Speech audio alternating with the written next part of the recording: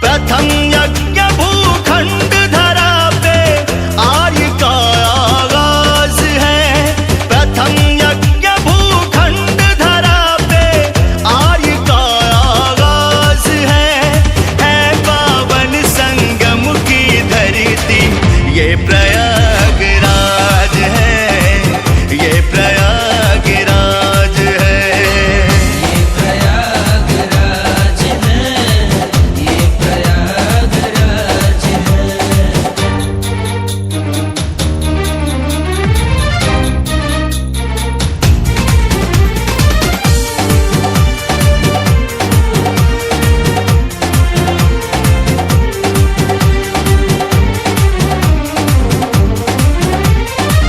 कण कण में भगवान बसे हैं, पग पग स्वर्ग से धाम यहाँ।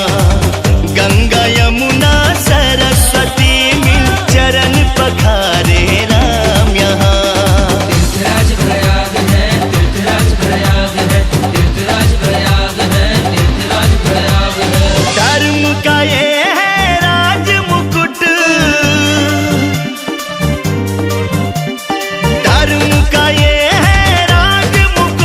सनातनियों का नाज है पावन संगम की धरती ये प्रयागराज।